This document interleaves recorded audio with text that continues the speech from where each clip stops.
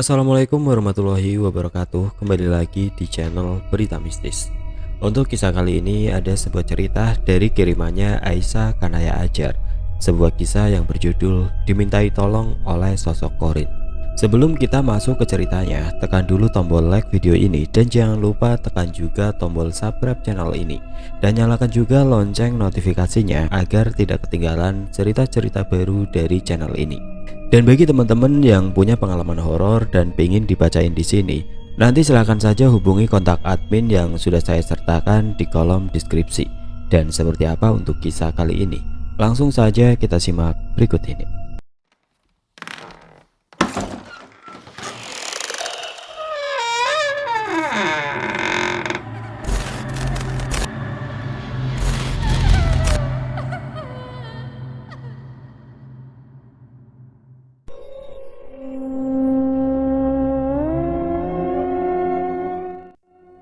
Cerita ini diambil dari kisah nyata, jadi kisah ini sesuai alur cerita.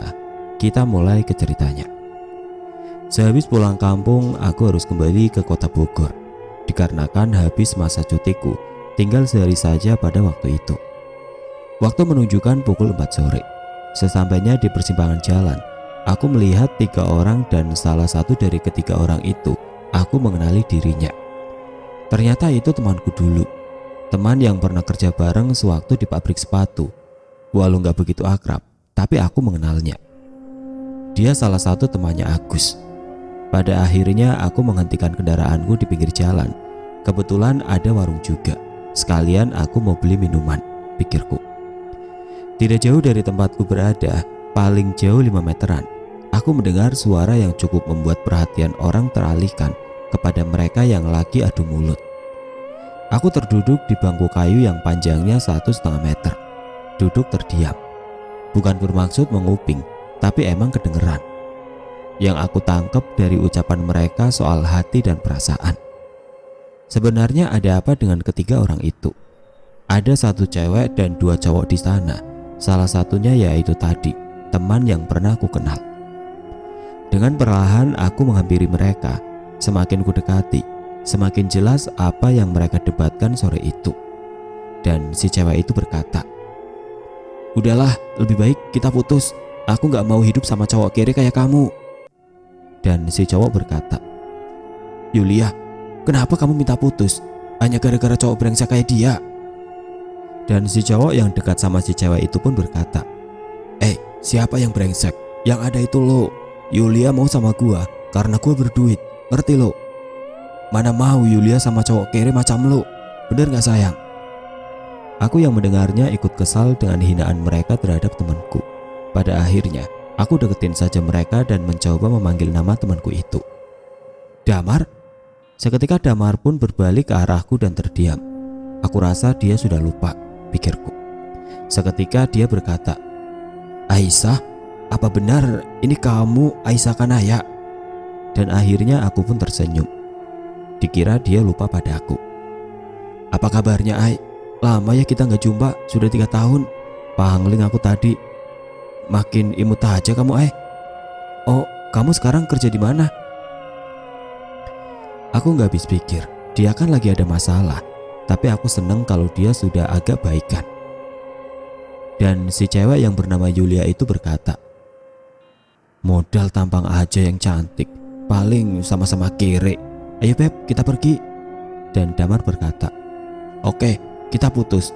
Aku juga gak sudi lihatmu kamu lagi." Dan cowok yang bersama Yulia itu berkata, "Ingat, namaku Abai. Yulia pasti akan bahagia bersama gua, ngerti lo?" Aku melihat sosok yang aku kenal. Dia Rahayu. Lagi ngapain dia di situ? Aku melihat Ayu memutuskan kabel motor yang mau dipakai oleh pasangan barbar tersebut. Sampai terdengar kata, "Lah, ini motor kok kenapa?" Dan Yulia berkata, "Kenapa sayang? Kok bisa mogok?" "Entahlah, kira-kira ada bengkel yang deket dari sini gak?" Dan Yulia berkata, "Ya ampun, masa aku yang sudah cantik dorong motor sih? Duh, gak banget." Aku melihat sosok Rahayu cengengesan. Aku rasa dia begitu puas dengan apa yang sudah dia lakukan. Mungkin si Ayu mau ngasih pelajaran. Dan aku berkata, Sudah sore, balik yuk, kamu bisa nyetir. Dan Damar berkata, bisa Ai. Ya udah, kamu yang bawa. Oke, tapi nggak apa-apa nih aku yang bawa. Emang kenapa? Damar hanya tersenyum. Pada akhirnya kami pun bergegas berangkat, dikarenakan waktu menjelang sore. Dan Damar berkata kepada mereka yang masih mendorong motornya menuju bengkel, semangat ya, jangan menyerah, sembari teriak. Mereka pun melongo dengan kelakuan Damar. Aku hanya bisa geleng-gelengkan kepala. Cerita dari sudut pandang Damar. Damar, molor terus, ayo bangun. Katanya kamu sudah janji sama emak mau bawa calon ke rumah. Lah kapan? Jam segini masih molor kerjaannya. Emak malu sama tetangga. Damar seketika mengerjapkan mata yang masih lengket dan berkata, Iya, nanti juga dikenalin mak, besok sore. Itu pun Damar gak janji, soalnya nomor telepon si Yulia selalu sibuk. Lah, emang nama calon kamu Yulia? Iya mah. Beneran ya? Awas kalau kamu bohong, itu tetangga mulutnya kayak cabai pedes. Damar berkata, bodoh amat sama tetangga. Seketika terdengar suara yang meminta tolong. Damar, coba kamu cek siapa yang meminta tolong. Ya elah, ganggu aja. Pada akhirnya Damar pun keluar dari rumah untuk melihat kegaduhan yang terjadi dan bergegas menghampiri kerumunan warga. Ada apa mang? Itu Bi Ina, dia kesurupan lagi sehabis pulang dari kebun. Lah kok bisa? Dan emak pun menghampiri. Ada apa Mar?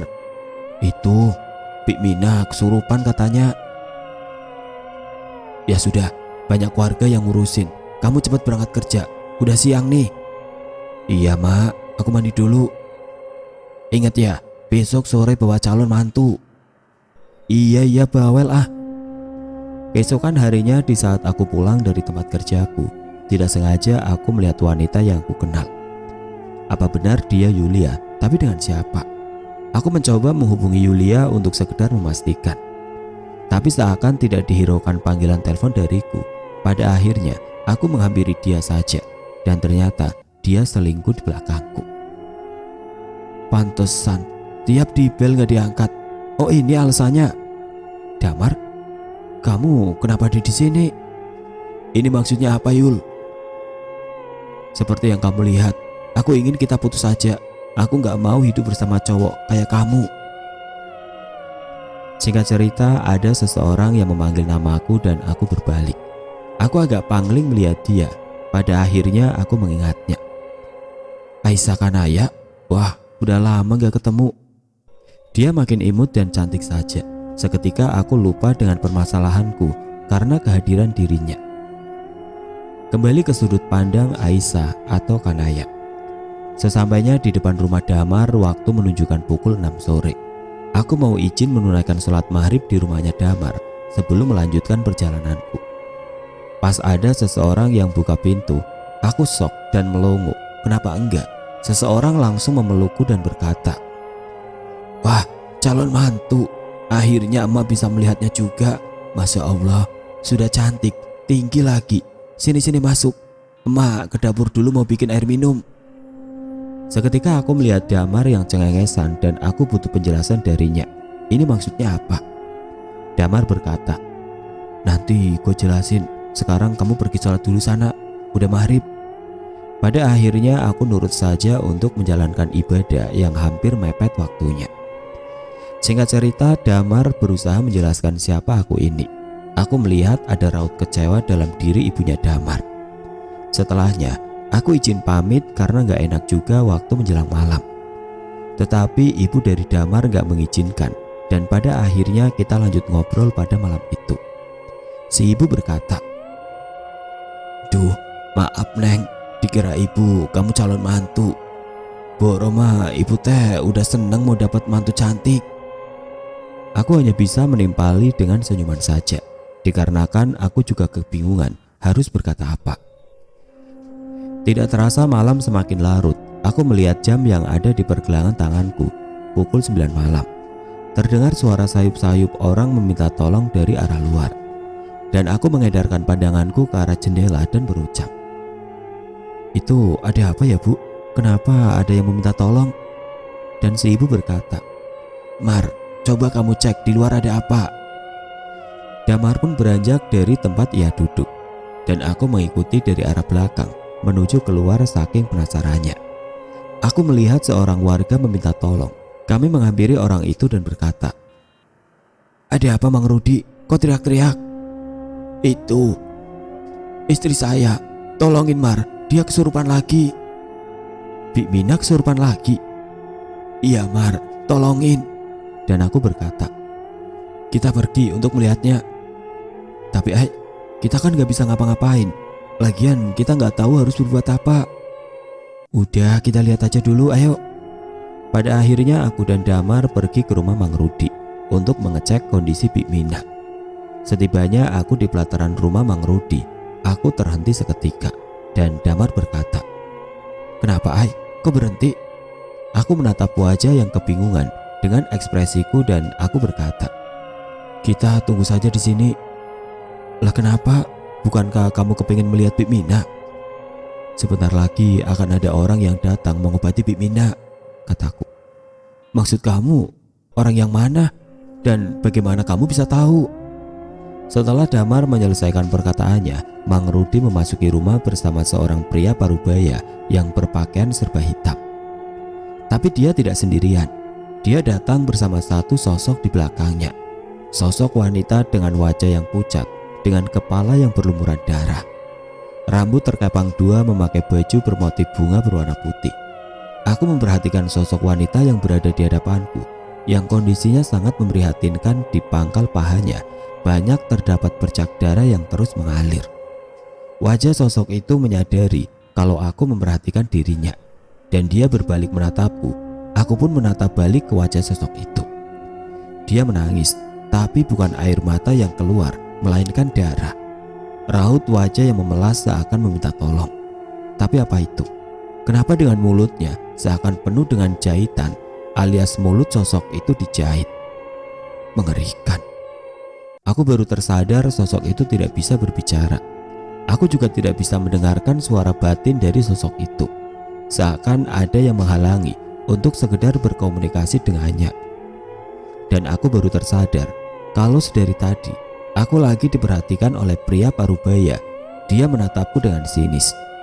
Kurasa dia menyadari kalau aku bisa melihat sosok yang bersamanya itu. Mang Rudi berkata, "Mari Mbah, kita masuk. Tolong sembuhkan istri saya." Orang itu pun bergegas memasuki ke dalam rumah. Dan aku bertanya kepada Damar, "Dia siapa, Mar?"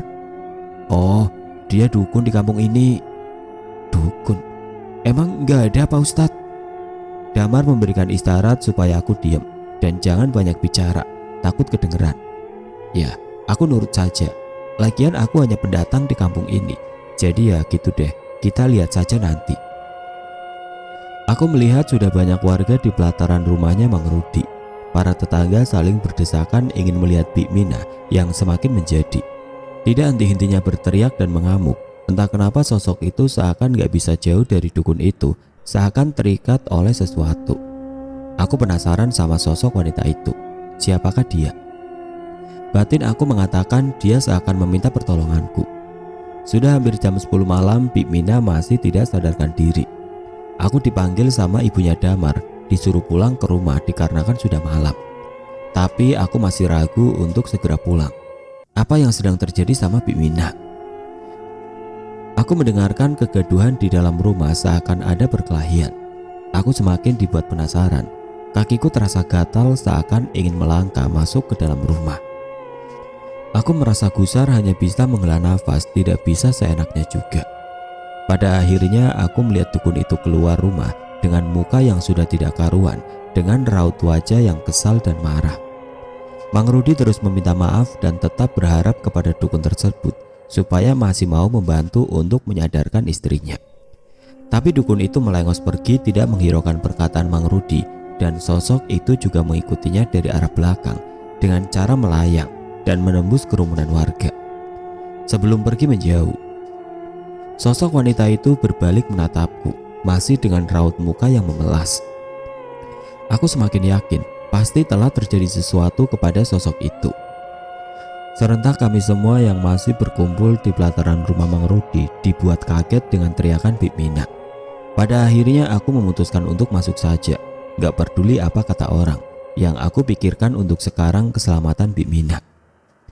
Kasihan kalau dibiarkan seperti ini. Damar memegang lenganku dan berkata, "Aisyah, kamu mau kemana?" Aku pun menjawab, "Mau masuk, Mar."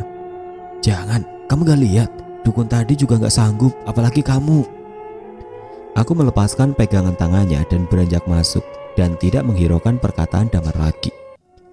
Aku menerobos kerumunan warga yang sudah padat. Sudah kayak yang lagi ngantri bansos saja. Setelah berada di depan pintu rumah, melihat kondisi ruangan yang sudah kayak kapal pecah, aku melihat Bik Mina dipegangi oleh 4 orang yang berusaha mengikat tali ke tubuhnya, tapi selalu gagal. Aku hanya bisa tarik nafas dan berucap, "Bismillah." Lalu berucap salam, "Assalamualaikum." Serentak yang berada di ruangan menatapku dan berucap, "Waalaikumsalam." Aku berkata, "Lepasin saja Pak ikatannya." "Tapi Neng ini siapa dan mau apa? Ini nggak mungkin Neng. Kita mau ngikatnya juga susah. Bagaimana mau dilepasin?" Dan aku bergumam, "Oh iya juga ya, belum diikat." Aku hanya bisa menganggukkan kepalaku sambil nyengir. Sosok yang berada dalam tubuh Bik Mina menyeringai dan tertawa terbahak-bahak dengan suara berat dan parau. Dan berkata, "Kamu mau apa? Jangan ikut campur. Aku gak ada urusan denganmu." Sembari membelalakan matanya dengan raut muka yang seakan mengancam, tidak suka terhadapku. Aku belum tahu dan belum bisa melihat sosok apa yang merasuki Bik Mina. Mungkin karena aku sudah lelah seharian menempuh perjalanan yang cukup melelahkan dan mata juga sudah mulai sepet. Akan tetapi aku harus waspada dan tetap pada kesadaranku, gak boleh lengah. Karena sosok itu sudah mulai menyerang dengan energi dalam yang mulai mendorong tubuhku ke arah belakang. Walau serangan energi yang menyerangku tidaklah seberapa, tapi membuat nafasku terasa sesak dan sakit di bagian dada.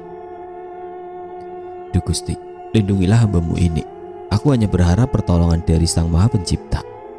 Hanya kepadanya lah aku memohon perlindungan, dan aku berusaha melawan balik menggunakan ilmu dalam yang aku punya.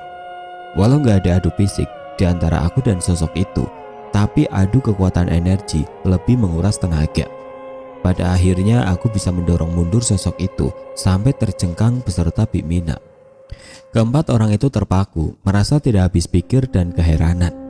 Apa yang terjadi? Itulah pertanyaan mereka, karena setahu mereka aku tidak melakukan apa-apa, hanya terdiam sembari menatap ke arah Bik Mina atau ke arah sosok itu. Dan baru aku bisa melihat sosok apa yang merasuki Bik Mina. Ternyata sosok genderuwo dan kami berkomunikasi lewat batin. Sosok itu berkata, "Jangan menghalangi keinginanku." Dan aku menimpali, "Keinginan apa yang kamu maksud?" "Wanita ini sedang mengandung anakku. Aku menginginkan bayinya lahir, hanya itu." Seketika aku berucap, "Astagfirullahaladzim, itu tidak bisa dibenarkan. Kamu tahu, aku gak akan membiarkan itu terjadi." Dan aku mulai bertanya, "Apa kau kehabisan pendamping di alammu sehingga kau menyetubui manusia sampai wanita itu hamil?" Dan sosok itu berkata, "Aku menyukainya karena dia selalu ditinggal oleh suaminya. Aku merasakan wanita ini kesepian, makanya aku selalu hadir di setiap malam dan dia menerimaku untuk aku sentuh." "Apa kau mewujudkan diri dengan wujud aslimu sampai dia tertarik kepadamu?" "Tidak, itu tidaklah mungkin. Dia bisa pingsan ketakutan kalau melihat wujud asliku." Dasar demit mesum. Seketika Rahayu ada di sampingku. "Kau?" Rahayu malah cengengesan dan berkata, "Apa sudah curhatnya?" Dan aku menjawab, "Curhat." Dan Rahayu pun berkata, "Iya curhat. Aku dari tadi nyimak obrolan kalian kayak orang curhat, tapi gemes juga pada akhirnya. Kamu urus wanita itu, biar aku urus sosok mesum yang gak ada akhlak di hadapanku ini." Dan sosok itu berkata, "Tunggu, mau apa kau? Tidak akan aku biarkan kalian melakukan sesuatu kepada keturunanku." Dan Rahayu berkata, "Keturunan, jangan bermimpi. Itu tidak akan aku biarkan. Secepat kilat Rahayu menerjang sosok itu dan membawanya pergi dari hadapanku. Dan Bik Mina terkulai lemas, luruh ke lantai dengan sigap. Mang Rudi menangkap tubuh ringkih itu. Aku menghampirinya hanya untuk memastikan kalau Bik Mina masih dengan kondisi baik. Tidak lupa aku mengecek di bagian perut, dan benar saja Bik Mina lagi hamil. Yang pastinya bukan benih manusia, karena ada tarikan energi yang cukup kuat di dalam perut Bik Mina. Aku penasaran dan mulai bertanya, mengapa Amang sering meninggalkan Bik Mina? Dan Mang Rudi pun mengangguk. Berapa lama Amang meninggalkan Bik Mina? Saya pergi merantau Neng ke daerah seberang. Sudah 7 bulan saya meninggalkan Mina istri saya dan baru kembali. Baru 2 hari saya berada di rumah. Berarti benar perkiraanku. Aku hanya menghela nafas berat dan berpikir harus diapakan janin yang ada di dalam perut Bik Mina. Apa aku harus memberitahukan kepada Mang Rudi soal yang terjadi saat ini? Tapi aku gak mau sesuatu terjadi dalam rumah tangga mereka. Aku hanya bisa mengeluh dalam hati. Jadi aku lebih memilih tidak memberitahukan apa yang telah terjadi. Pada akhirnya aku memilih mengeluarkan janin ini secara paksa. Ya Allah, apa aku berdosa? Tapi kalau dibiarkan, ini makin berdosa lagi. Aku memanggil Damar untuk masuk dan membantu. Mar, sini. Ada apa, Ai? Aku berbisik. Bawa Mang Rudi keluar. Lah, kenapa? Sudah, jangan banyak bicara. Pada akhirnya Damar menurut saja dan Damar berkata, Mang, keluar dulu. Udah berbanyak aja zikir, biar teman saya yang memulihkan kondisi Bik Mina. Tapi istri saya, Mar, apa dia nggak apa-apa? Dan aku berkata, dia akan baik-baik saja, keluarlah. Dan Mang Rudi berucap, baiklah, tolong ya Neng. Maka dari itu aku berusaha mengeluarkan janin yang Bik Mina kandung. Aku melihat Bik Mina meringis kesakitan dan aku menekan perut ke arah bawah dengan tenaga dalam tanpa harus menyentuh perut Bik Mina. Sebelum selesai aku dengan urusanku, secara tiba-tiba aku terkena pukulan di bagian punggungku. Tapi alhamdulillah tidak terlalu parah. Aku mendengar sosok itu meringis kesakitan dan aku mendengar Rahayu berkata, Hai, kamu gak apa-apa kan? Aku hanya menggelengkan kepala dan berkata, enggak yuk. Syukurlah kalau kamu baik-baik saja. Sosok ini licin juga. Sekilas aku melihat ke arah sosok itu yang entah kenapa seolah tidak berdaya. Dan aku berkata, dia kenapa yuk? Salah dia sendiri, Ai. Dia mencoba menyerangmu di saat kau lengah tadi. Karena sosok ini tidak terima kalau kau mengeluarkan janin yang ada di dalam perut wanita itu. Ya tanggung saja akibatnya. Terkena pusaka yang ada dalam dirimu, Ai. Yang menyerang balik dan mementalkan juga menghancurkan kekuatan dari sosok itu sampai dia tidak berdaya. Sosok mesum ini sudah kehilangan kekuatannya. Bahkan untuk bangun pun kayaknya dia nggak bisa, Ai. Aku akan bawa dia ke tempatku saja. Biar aku urus di sana. Kamu urus wanita itu dan bersihkan dari energi negatif, Ai. Dan aku melanjutkan tugasku yang tadi terganggu. 5 menit kemudian janin itu keluar, walau tidak bisa dilihat oleh mata lahir, tapi teramat jelas oleh mata batinku. Dan tidak lama kemudian janin itu menghilang. Aku mencoba membersihkan tubuh yang terkulai lemas dari hal negatif. Takutnya berakibat fatal di kemudian hari. Setelah tugasku selesai, Mang Rudi mulai memasuki ke dalam rumah dan menghampiriku yang masih terduduk di samping tubuh Bik Mina. Mang Rudi berkata, Neng, gimana istri saya? Apa dia baik-baik saja? Dan terdengar suara dari Bik Mina yang berkata, Kang, haus, aku mau minum. Ya Allah, kamu sudah sadar, Mina? Alhamdulillah ya Allah. Aku segera memberikan air yang sudah didoakan sebelumnya supaya bisa memulihkan kondisi Bik Mina. Dan aku lanjut pamit pulang ke rumah Damar. Warga masih berkerumun dan aku mendengar desas-desus dalam hati mereka yang berkata, lah kok bisa? Aku dari tadi gak lihat dia ngapa-ngapain. Tapi kok si Mina udah sadar ya? Mungkin wanita itu dukun kali. Itu sederetan ucapan yang gak keluar dari mulut, melainkan dari dalam hati. Emang pedes. Damar menghampiriku. Hai, kamu gak apa-apa kan? Enggak, ini jam berapa ya? Aku melihat ke arah jam tanganku. Seketika aku tersentak kaget. Masya Allah, jam 12 malam. Gimana nih? Dan Damar berkata, "Jangan pulang, nginep saja. Ibu sudah minta izin sama ketua RT. Kamu tidur di kamar adikku saja. Si bungsu kebetulan dia lagi mondok, namanya Erin." "Oke, tapi aku nggak ngerepotin kan?" "Enggak, pasti ibu bakalan seneng." Singkat cerita, keesokan paginya rumah Damar kedatangan Mang Rudi. "Assalamualaikum Mar. Damar, apa kamu di dalam?" Iya. "Mang, tumben masih pagi, ada apa?" Cewek kamu mana Mar?" "Cewek? Cewek yang mana Mang?" "Itu calonmu yang semalam bantu Amang." "Oh, Aisyah, dia lagi di dapur bantu ibu masak. Emang ada apa Mang?" "Enggak, Amang cuma mau berterima kasih saja." "Oh, gimana? Bik Mina apa sudah baik kan?" "Alhamdulillah Mar, sudah bisa diajak ngobrol." Dan aku pun menghampiri mereka. "Gimana kabar Bik Mina Mang?" Dan si Amang pun menjawab, "Sudah baik kan? Makasih ya Neng." "Iya Mang, Alhamdulillah. Allah mempertemukan kita. Mang, kalau aku boleh ngasih saran, tolong diperbaiki lagi ya ibadahnya." "Oh iya Neng, makasih ya. Neng sudah mengingatkan. Emang bener kalau soal ibadah suka banyak bolongnya, apalagi kalau lagi banyak kerjaan." Dan aku hanya menimpali dengan senyuman. Dan Mang Rudi berkata, "Amang pamit dulu." "Iya Mang, silakan." Semalam emang apa yang terjadi?" Bukan apa-apa. Oh ya Mar, apa boleh aku minta tolong?" "Soal apa?" Soal dukun tadi malam yang ke rumahnya Mang Rudi." "Emang ada urusan apa kamu Lebih baik jangan macem-macem deh." Ada sesuatu yang harus aku urus." "Ya elah, gak di pabrik, gak di mana-mana. Kamu mah cuman ngurusin kayak gituan doang. Cepet-cepet punya pacar biar ngurusin pasangan lo." "Mana ada yang mau sama orang aneh kayak aku." "Apa aku boleh jujur Seketika aku menatap ke arah Damar dan berkata, "Gak boleh." "Ya elah, belum juga ngomong. Udah tahu." "Tahu soal apa "Soal hati dan perasaanmu." "Tahu dari mana?" "Udah ayo jalan."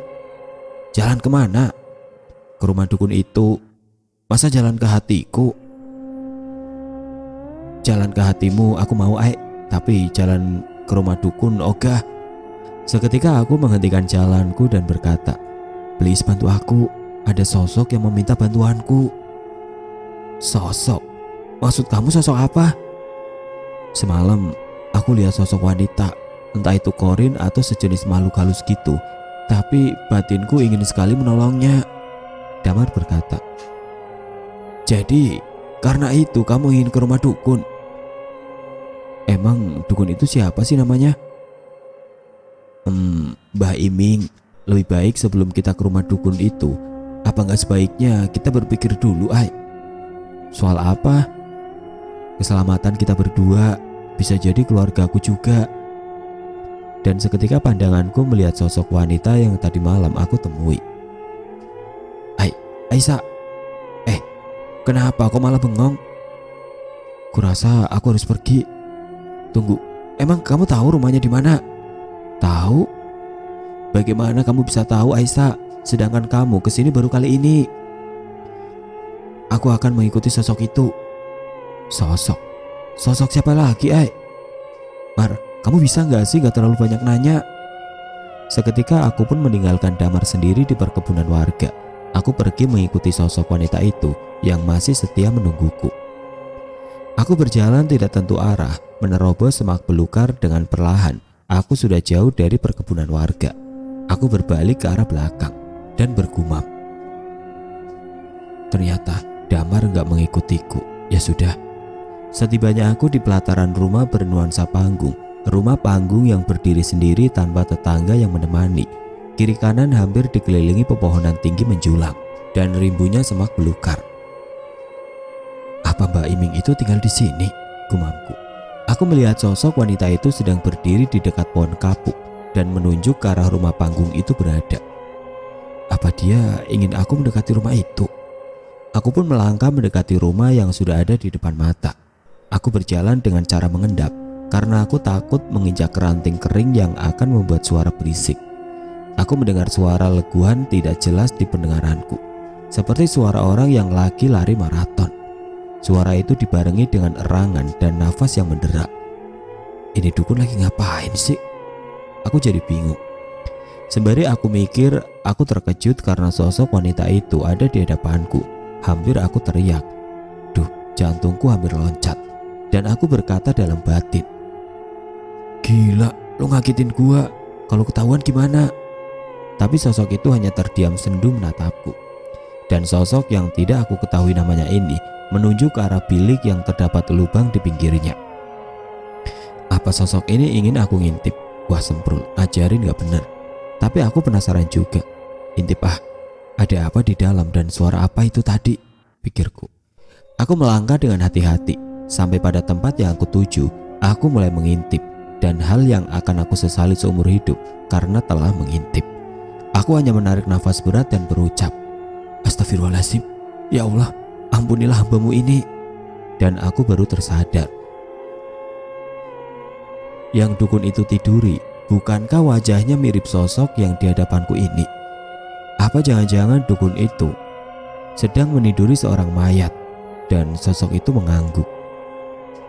Biadab, berdebah, ini tidak bisa dibiarkan.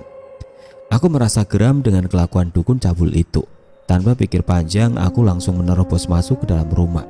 Dukun itu sangat kaget dengan kehadiranku yang secara tiba-tiba dan berkata, "Kurang ajar, kau berani-beraninya masuk tanpa permisi." Aku melihat dukun itu telanjang tanpa selai kain yang menutupi tubuh polosnya. Aku palingkan muka, tapi agak sedikit mengintip. Takut dia bertindak terhadapku dengan secara tiba-tiba. Ya, aku harus waspada juga. Ngintip, tapi ke mukanya saja. Aku melihat dia memakai kembali sarungnya untuk menutupi sebagian tubuhnya. Dukun cabul, dasar iblis, gumamku. Dan dukun itu tertawa. "Kenapa? Dia putriku. Aku bebas mau ngapa-ngapain terhadapnya." Seketika aku membulatkan mata tanda tidak percaya. "Apa? Putrimu kau bilang? Ayah macam apa kau yang mengorbankan putrinya dan meniduri jasadnya?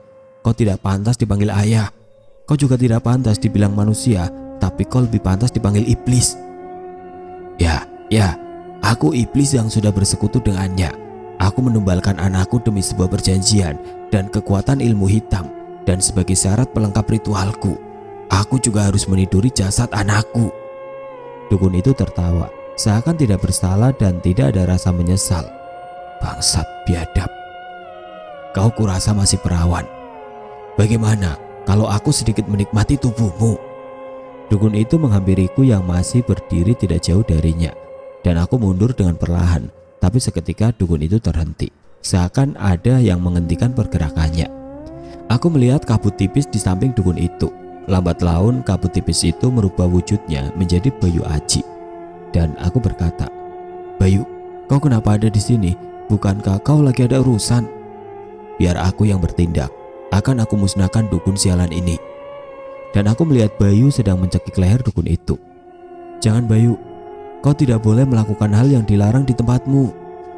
"Tidak ada larangan untuk memusnahkan seorang dukun biadab." Dan aku berucap kembali, "Bagaimanapun dia manusia, biarlah aku melaporkan dia ke polisi. Biar pihak yang berwenang yang menghukumnya." Sebelum aku masuk tadi, aku sudah merekam semua obrolan yang dukun ini katakan di HP-ku. Ini bisa dijadikan bukti dan jasad itu juga. Bayu berucap, "Baiklah, kalau aku musnahkan ilmu hitamnya, apa boleh?" Dan aku pun hanya terdiam. Aku melihat Bayu sekarang sedang menarik sesuatu dari atas kepala dukun itu. Seketika asap hitam keluar dari dalam diri dukun dan terkulai lemas. Setelah urusan dengan dukun itu selesai, aku pergi ke dalam kamar yang dipakai ritual sesat bersama jasad yang terbaring kaku. Aku berusaha menutupi badannya yang polos. Ya Allah, pantas saja sosok itu tidak bisa berbicara, orang mulutnya dijahit. Dan Bayu berkata, "Apa mau aku bantu?" "Bantu apa, Baik?" "Membebaskan perjanjian yang dukun itu buat." "Bagaimana caranya?" "Aku akan pergi ke tempat makhluk yang membuat perjanjian sama dukun itu." "Baiklah, aku minta tolong ya, Baik." dan Bayu pun menghilang dengan sekejap mata. Aku mendengar suara riuh piku warga di pelataran rumah panggung ini. Kok ada banyak warga? Seketika Damar nongol di balik pintu. Aisyah, apa kamu baik-baik saja? Damar, bagaimana kau ada di sini? Aku khawatir kepadamu, Ai. Aku tadi gak ngikutin kamu. Aku pergi cari bantuan supaya bisa nyusulin kamu. Dan apa ini, Ai? Apa kamu mengenal jasad ini, Mar? Bukankah ini... Sebelum Damar meneruskan ucapannya, warga pada masuk ke dalam rumah dan berkata, apa yang terjadi pada Mbak Iming? Apa ini jasad? Ini bukankah Sumira? Iya benar Pak RT, itu Sumira anak Mbak Iming. Kenapa dengan dia? Sudah 3 bulan kami para warga gak melihat Sumira lagi. Dan Damar menimpali, Sumira telah mati. Aku memegang tangan Damar supaya tidak melanjutkan perkataannya. Aku meminta kepada Pak RT supaya menghubungi kepolisian saja. Aku meminta kepada Damar supaya mengamankan Mbak Iming, supaya warga gak main hakim sendiri. Singkat cerita, setelah dukun itu dibawa ke kantor polisi, kami dan para warga saling gotong royong untuk menguburkan jenazah Sumira, menguburkannya dengan layak dan mengadakan tahlilan bersama. Aisyah, aku heran dengan jenazah. Kalau benar dia sudah meninggal dalam 3 bulan, tapi kenapa mayatnya tidak membusuk? Malah aku lihat kayak yang baru meninggal. Ya mungkin dukun itu memakaikan sesuatu kali supaya jasadnya tidak membusuk. Di sore itu, setelah semuanya selesai, aku izin pamit dan Ibu Damar memelukku dengan erat dan berucap, jangan kapok, Ibu tunggu kamu kembali ya Neng. Iya Bu, insya Allah Aisyah pasti main lagi ke sini. Di perjalanan pulang, aku yang masih dengan kondisi menyetir tidak sengaja melihat sosok korinya Sumira. Penampilan dia sudah lebih baik, walau dengan wajah pucat, dan dia berucap, terima kasih Aisyah. Aku tersenyum dan bergumam, akhirnya aku bisa mendengar suaramu. Semoga kau tenang di alam sana. Doaku selalu bersamamu Sumira. Singkat cerita, dan aku mendengar kabar dari Damar setelah beberapa hari dari kejadian itu. Katanya sudah ada keputusan dari hakim telah menyatakan bahwa yang bernama Mbak Iming dinyatakan bersalah dan dikenai hukuman seumur hidup. Dan kisah ini selesai. Semoga kita bisa mengambil sisi baiknya saja.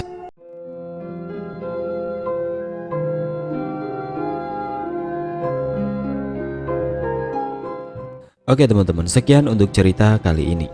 Semoga apa yang sudah saya sampaikan dalam kisah ini dapat dijadikan pembelajaran untuk kita semua. Dan buat teman-teman yang punya pengalaman horor dan pengen dibawakan di sini ceritanya, nanti silakan saja hubungi saja kontak admin yang sudah saya sertakan di kolom deskripsi. Dan buat teman-teman yang baru bergabung, jangan lupa untuk like, comment, share, serta subscribe channel ini. Dan nantikan kisah-kisah horor berikutnya tetap di channel Berita Mistis. Wassalamualaikum warahmatullahi wabarakatuh.